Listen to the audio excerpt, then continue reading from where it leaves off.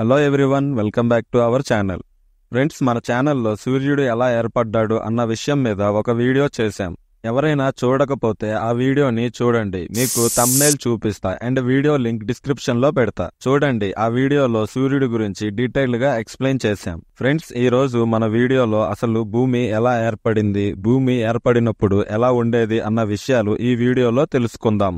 మనం నివసిస్తున్న భూమి గురించి ప్రతి ఒక్క విషయం తెలుసుకోవాలి అంటే వీడియోని ఎక్కడా స్కిప్ చేయకుండా చూడండి. వీడియో చాలా ఇంట్రెస్టింగ్ గా ఉంటుంది.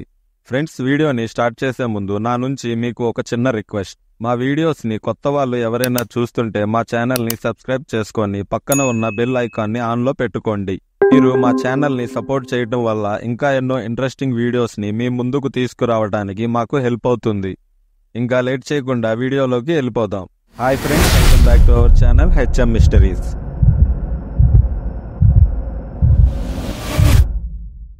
అసలు భూమి ఎన్ని సంవత్సరాల క్రితం ఏర్పడిందో తెలుసుకుందాం. శాస్త్రవేత్తలు చెప్తున్న దాన్ని బట్టి భూమి సుమారు 450 కోట్ల సంవత్సరాల క్రితం ఏర్పడింది. ఇప్పుడు మన భూమి ఎలా ఏర్పడిందో తెలుసుకుందాం. మొదట న్యూబులాలో సూర్యుడు ఏర్పడిన తరువాత మిగిలి ఉన్న గ్యాసెస్ అండ్ రాళ్లు కలిసి ఒక రౌండ్ షేప్ లో తయారైంది.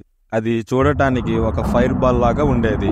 భూమి ఏర్పడినప్పుడు సూర్యుడిలాగా చాలా వేడిగా ఉండేది. భూమి చుట్టూతా మంటలు ఉండేవి. ఎక్కడ చూసినా లావా ప్రవహిస్తూ ఉండేది.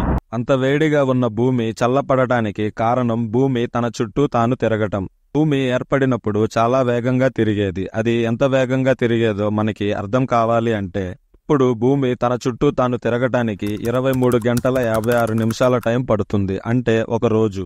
కానీ భూమి ఏర్పడినప్పుడు తన చుట్టూ తాను తిరగడానికి కేవలం 6 గంటల సమయంలోనే తిరిగేది. ఇప్పుడు తిరుగుతున్న భూమి వేగంతో పోలిస్తే 4 వేగంతో తిరిగేది. అంత వేగంగా తిరగటం వల్ల భూమి చుట్టూతా ఉన్న మంటలు ఆరిపోయాయి.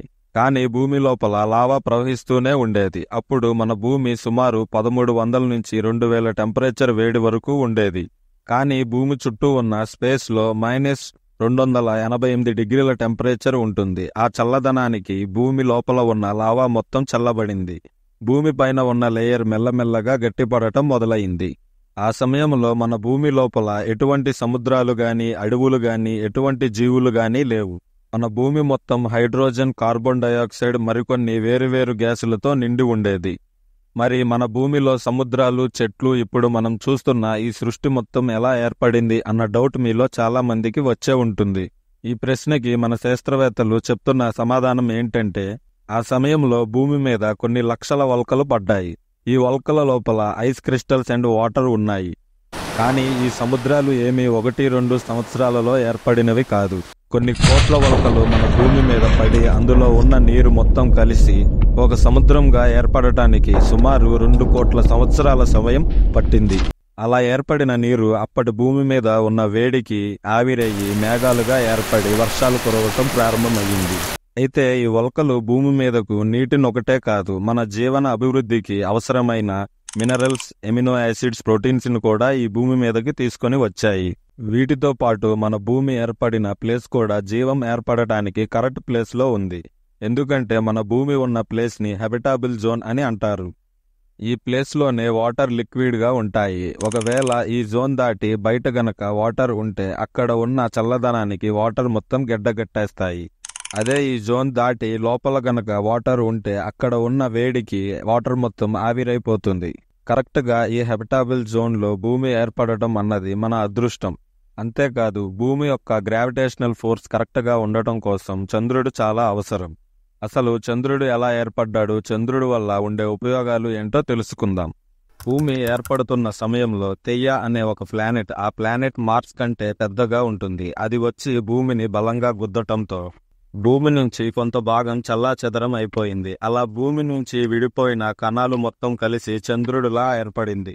ఈ చంద్రుడు ఏర్పడిన సమయంలో భూమికి చాలా దగ్గరగా ఉండేది. సుమారు 22,530 కిలోమీటర్ల దూరంలో ఉండేది. కాలక్రమేణా చంద్రుడు భూమి నుంచి దూరంగా వెళ్ళాడు. ప్రస్తుతానికి చంద్రుడికి భూమికి మధ్యన దూరం 3,84,400 కిలోమీటర్లు. సముద్రంలో వచ్చే అలలని చంద్రుడి గ్రావిటేషనల్ ఫోర్సెస్ సృష్టిస్తాయి. అంతేకాదు, చంద్రుడి నుంచి వచ్చే వెలుతురు రాత్రిపూట ఒక న్యాచురల్ లైట్ గా ఉపయోగపడుతుంది. ఆ తరువాత భూమిలో ఆక్సిజన్ వచ్చింది. మెల్లగా చెట్లు పుట్టడం మొదలైంది. కాలం గడిచే కొద్దీ జీవం మొదలైంది అని సైంటిస్టులు చెప్తున్నారు. ఫ్రెండ్స్, అసలు భూమిలో ఆక్సిజన్ ఎలా ఏర్పడింది, జీవం ఎలా మొదలైంది అన్న విషయాలు తెలుసుకోవాలి అంటే కామెంట్ చేయండి. వీటి గురించి డీటెయిల్డ్గా ఒక వీడియో చేసి మీ ముందుకు తీసుకొచ్చే ప్రయత్నం చేస్తాను. ఫ్రెండ్స్, భూమి గురించి మీరు తెలుసుకున్న వివరాలను మీ ఫ్రెండ్స్ అండ్ ఫ్యామిలీ మెంబర్స్తో పంచుకోవాలి అనుకుంటే మా వీడియోని షేర్ చేయండి. అలాగే మీరు చూసిన వీడియోలో ఉన్న నాలెడ్జ్ వర్త్ అనిపిస్తే ఒక లైక్ చేయండి. లాస్ట్లో మా ఛానల్ని సబ్స్క్రైబ్ చేసుకోవడం మర్చిపోమాకండి. Thanks for watching.